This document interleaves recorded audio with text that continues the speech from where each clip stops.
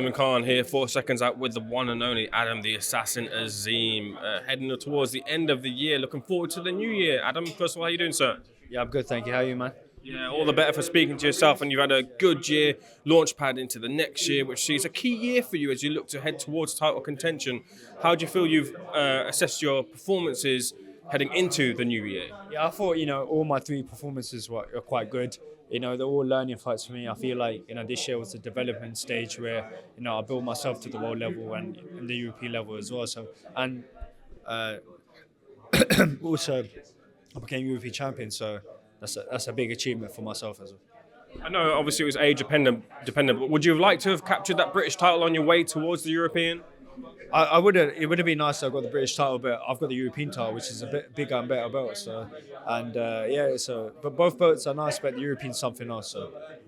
Speaking of your performances, I know you're someone who always looks to entertain, always looks for that highlight reel moment. A little bit disappointed in the sense to not have got 2 more knockouts instead of the decision victories in this year.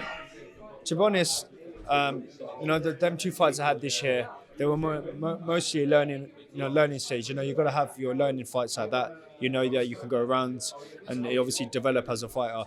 But also, I bagged the year with a knockout and, obviously won the European title. So, yeah. In terms of next year, you've already booked in for a fight with Enoch Paulson defending your European title. What's your scout report on Paulson heading into the fight?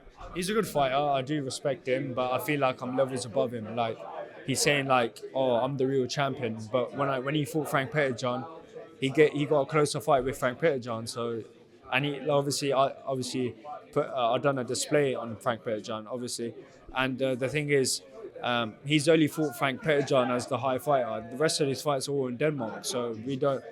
But obviously, I don't underestimate him. But I'm gonna train as hard like he's in the way, obviously stopping me to become a world champion. Do you like that little bit of spice from him in that sense? Him saying, "Look, I'm the real champion. You're not. You have challenges in the ring, but someone that's come in and has got the mentality to win, as you've had these tests this year. Do you like that little bit of extra kind of confidence from your opponents?" Yeah, of course. All these fighters have to come in and expect they're going to win. There's no fighter that should be going in the ring and saying, "I'm not going to win." They're all going to have to come with the same mentality. So, Enoch Paulson can come with whatever mentality, but he ain't going to do nothing to me. Expecting to headline more shows heading into next year as well? Yeah, 100%. It'd be nice, to get that, show in Slough next after this Enoch Paulson fight. So it'd be a cracker in Slough. So I'm looking forward to that as well. So. A lot of movement in the gym with the captain at the top, CBS, capturing and defending his world title. How do you feel he's had his year, capping it off with that defence the other day? To be honest, he's had an amazing year. He's become world champion. That's a massive thing. Becoming the world champion is not easy. With his performance, obviously last time, you're going to have flat performances. Every fighter has flat performances where you can't excel in, all the fights. It's like going to the gym. You're sparring every day.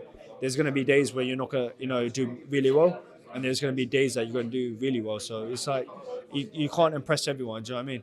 And the one thing about Chris, as a world champion, he got him out of there and he got the win. So, either way, he didn't perform or he did perform, he got the job done. So. Including Caroline Dubois as well, who's looking for title contention next year too. How do you feel she's got on this year? Yeah, she's done phenomenal this year. Her last fight was really, really good, and I thought that she did amazing. And hopefully she'll become world champion next year, and hopefully be taking all those belts off whoever's in the division. So. Movement in your division as well, starting off with Haney versus Prograis. Haney put in a brilliant performance there, but Prograis not the fighter he used to be. Did you watch the fight? What did you think of it?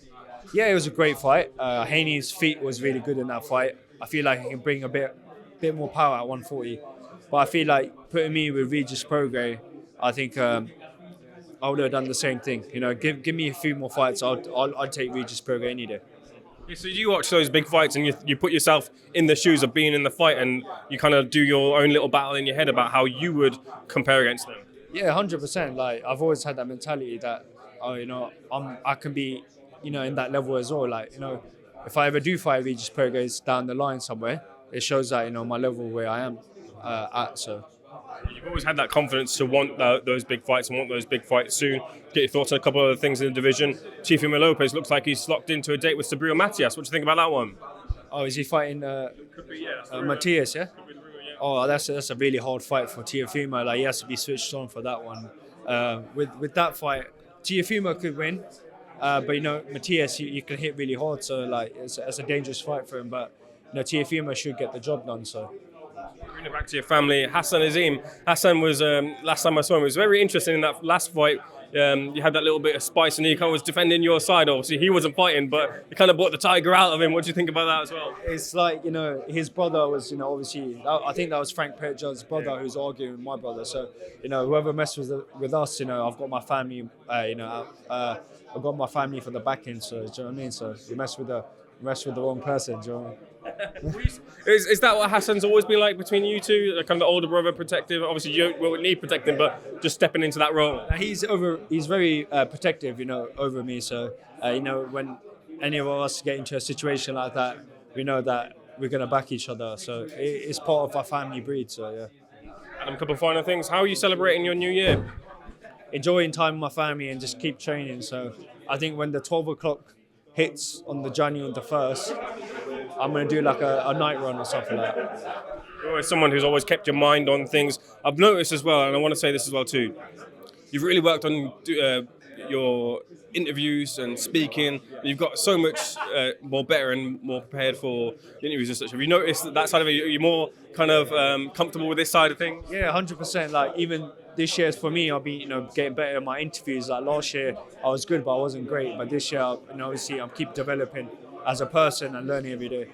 How do you feel you've developed as a person? Like obviously getting older, you know, living through life and the experiences. Do you feel that growth through boxing that kind of gives life skills outside of just the ring? Yeah, 100%.